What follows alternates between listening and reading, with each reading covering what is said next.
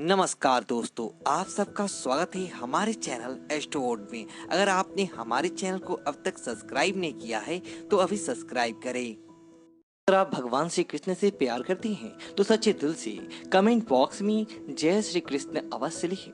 दोस्तों, जन्माष्टमी का हिंदू धर्म में विशेष महत्व है। जन्माष्टमी का त्योहार भगवान श्री कृष्ण के जन्म के उत्सव के रूप में मनाया जाता है।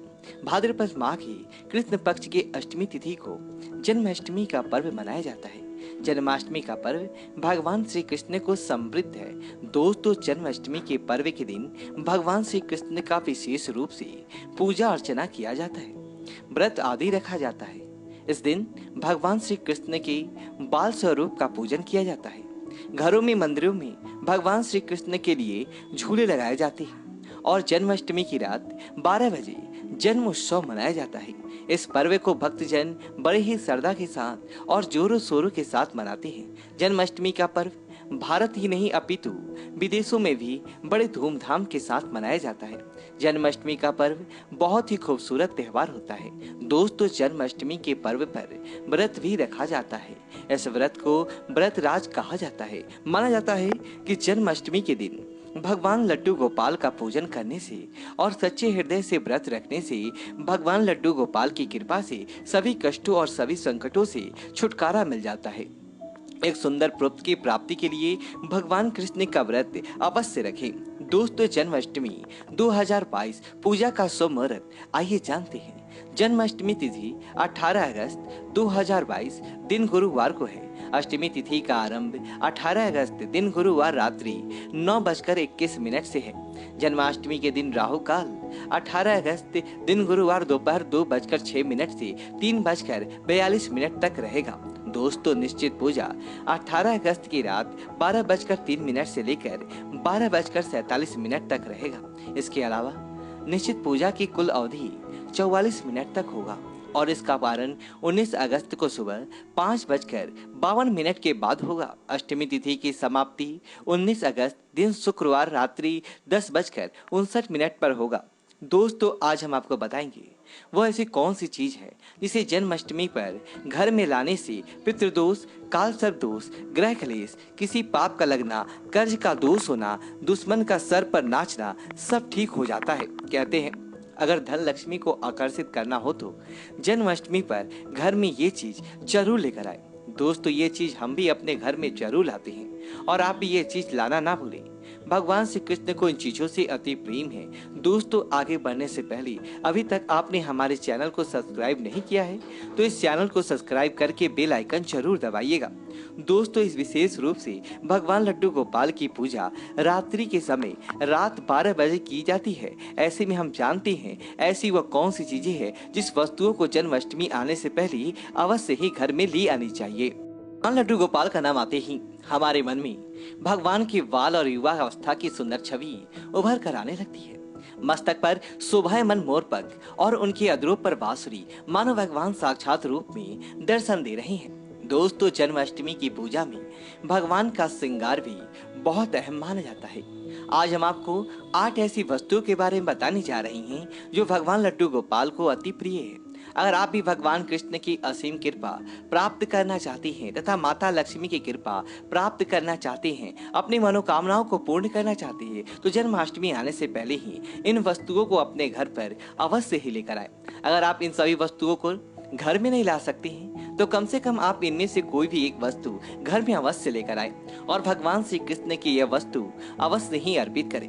दोस्तों, नंबर 1 भगवान लड्डू गोपाल की अति प्रिय वस्तु है मोरपंख। कहा जाता है कि राधा रानी के महल में बहुत मोर हुआ करते थे।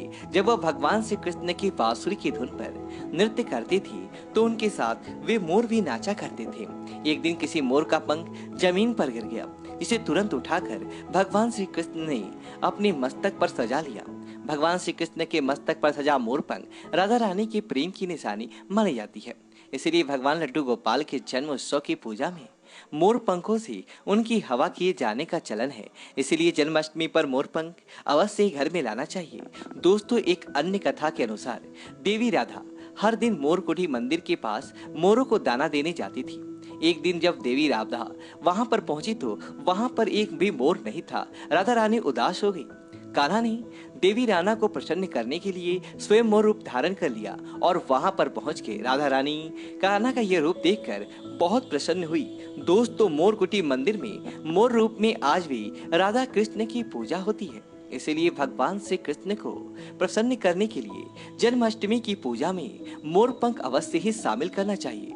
हिंदू मान्यताओं के अनुसार घर में मोर पंख का प्रयोग करने से अमंगल टल जाता है। विशेष रूप से कहा जाता है मोर पंख से बुरी आत्माएं पास नहीं आती। मोर पंख को भगवान लड्डू गोपाल ने अपने मुकुट पर स्थान दिया तथा सम्मान दिया। वास्तु के अनुसार मोर पंख से अनेक प्रकार के वास्तु दोष को दूर करता है और मोर पंख सकारात्मक ऊर्जा को अपनी ओर खींचता है। मोर पंख मोर के बाजू से अलग होने के बाद भी जीवित रहता है, तभी तो इसका सकारात्मक असर अपना काम तेजी से करता है। दोस्तों, दूसरी चीज है बांसुरी। भगवान श्री राम की पहचान धनुष है, तो भगवान लड्डू गोपाल की बंसी, भगवान लड्डू गोपाल की मधुर बांसुरी की धुन सुनकर गोपियां उनकी ओर खींची चली आती थी। भगवान लड्डू गोपाल की बंसी प्रेम और आनंद का प्रतीक है। बाल कृष्ण गोपियों के साथ बंसी बजाकर राज रचते थे और सृष्टि में प्रेम का संचार करते थे। दोस्तों, जन्माष्टमी के दिन भगवान श्री कृष्ण के श्रृंगार की सामग्री में बांसुरी को शामिल करने से गृहस्थी में प्रेम और आनंद आता है। भगवान श्री कृष्ण को बांसुरी अर्पित करने के साथ ही आप अपने घर में बांसुरी को अवश्य हिलाएं। दोस्तों, माना जाता है कि जहाँ कहीं भी वास्तु दोस्त हो वहाँ बांसुरी लगाने से वास्तु दोष दूर हो जाता है। लेकिन ध्यान रखना जरूरी है कि बांसुरी कभी भी सीधी नहीं लगाना चाहिए, बल्कि इसे हमेशा तिरछा लगाने से लाभ मिलता है। साथ ही बांसुरी का मुख्य हमेशा नीचे रहना चाहिए। इसके अलावा अगर दाम्पत्य जीवन में तनाव या फिर कलापूर्ण वातावरण रहता हो तो सिरहाने में बांसुरी रख के सोने से बहुत अधिक लाभ मिलता है। दोस्तों, तीसरी चीज है मोर मुकुट। ज्योतिषीय गणना के अनुसार ऐसा माना जाता है कि भगवान श्री कृष्ण की कुंडली में काल सर्प दोष योग था, इसलिए वे सदैव अपने मुकुट पर मोर का पंख हमेशा धारण करते थे। मोर और सर्प में भीषण शत्रुता होती है, इसीलिए मस्तक पर मोर मुकुट धारण करने से काल सर्प दोष का योग कम होता था। भगवान की पूजा में उन्हें मोर मुकुट पहनाने से काल सर्प दोष का प्रभाव दूर हो जाता है। दोस्तों, चौथी चीज है माखन मिश्री। नंद के लाल गोपाल को माखन अति प्रिय है। कहते हैं जिस रात लड्डू गोपाल का जन्म हुआ उस रात नंदगांव की गोपियों ने सपने में देखा था कि लड्डू गोपाल माखन मांग रही हैं। नंदलाल का माखन इतना प्रिय था कि वे बचपन में गोपियों के मटके से माखन चुराकर तथा मटकियां तोड़कर खा लिया करते थे, जिसकी वजह से इनका एक नाम माखन चोर भी है। दोस्तों, भगवान के भोग में माखन मिश्री को अवश्य ही शामिल करना चाहिए। प्रेम पूर्वक भगवान लड्डू गोपाल को माखन मिश्री का भोग लगाने से आरोग्य की प्राप्ति होती है, धन सुख समृद्धि की प्राप्ति होती है, धन लक्ष्मी आपके घर में धन की वर्षा करती है। भगवान लड्डू गोपाल को माखन मिश्री अर्पित करने से वे शीघ्र ही आपकी सभी इच्छाएं पूर्ण करते हैं। दोस्तों, पांचवी चीज है झूला या फिर बालना। भक्ति भाव की भूखी बाल गोपाल को जन्माष्टमी पर झूला झुलाने की परंपरा चली आ रही है। ये ठीक उसी प्रकार से है जैसे बच्चे के जन्म के बाद उसे पालने में झुलाने से आनंद की प्राप्ति होती है, उसी प्रकार भक्तजन अपने प्रभु के बाल स्वरूप को पालने में झुलाकर भक्ति के परम सुख को प्राप्त करते हैं। दोस्तों, भगवान को झूला या पलना भेंट करने से प्रेम और आनंद की प्राप्ति होती है और एक नारी को भगवान लड्डू गोपाल की तरह ही एक सुंदर पुत्र की प्राप्ति होती है, जो कि ऐसा बालक भगवान लड्डू गोपाल की तरह ही मनमोहक होता है, सुंदर होता है, आकर्षण से भरा होता है। दोस्तों, छठी चीज है पीले वस्त्र। जन्मोत्सव के भगवान बाल स्वरूप को पंचामृत से स्नान कराने के पश्चात पीले रंग के नए वस्त्र पहनाए जाते हैं। आप भी इस बार जन्माष्टमी का पर्व मनाने वाले हैं तो आप पूजा की सामग्री में पीले रंग के वस्त्रों का अवश्य ही शामिल करें। पीली चीजें अवश्य शामिल करें। भगवान को पीताम्बर वस्त्र अति प्रिय है, ये प्रेम और वैराग्य के प्रतीक है। दोस्तों, सातवीं चीज है गौ। भगवान लड्डू गोपाल का निवास गौ लोग माना जाता है। गाय भगवान की सहचर है।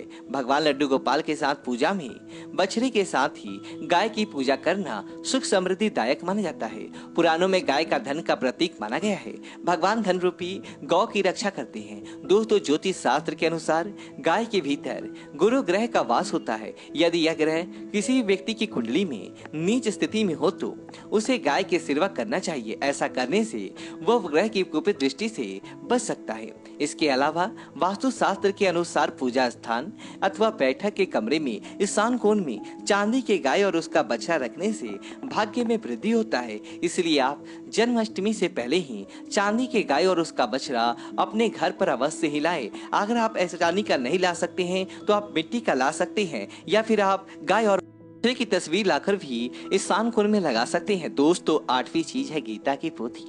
भगवान कृष्ण ने महाभारत के युद्ध के दौरान अपने प्रिय सखा और पांडवों में श्रेष्ठ धनुर्धर अर्जुन को गीता का उपदेश दिया था। गीता मोह से निकल के संसार को देखने का मार्ग बताती है। इसलिए भगवान श्री कृष्ण की वाणी कहते हैं जो मनुष्य को मुक्ति का मार्ग और कर्म पथ पर चलने का ज्ञान देती है। दोस्तों, इसीलिए भगवान की पूजा में गीता की पोथी जरूर रखनी चाहिए और रात में जागरण करते हुए गीता का पाठ हर हाल में अवश्य करना चाहिए। जन्माष्टमी के शुभ अवसर पर भगवान लड्डू गोपाल की असीम कृपा प्राप्त करने के लिए आप जन्माष्टमी से पूर्व ही इन चीजों को अपने घर पर अवश्य ही लेकर आए और इन्हें भगवान की पूजा में शामिल करें। ऐसा करने से आपको भगवान लड्डू गोपाल की असीम कृपा प्राप्त होगी, धन लक्ष्मी की कृपा प्राप्त होगी। वीडियो को लाइक करें और कमेंट बॉक्स में जय श्री कृष्णा लिखें और हमारे चैनल को सब्सक्राइब करें और इस वीडियो को ज्यादा से ज्यादा दोस्तों के साथ शेयर करें। धन्यवाद।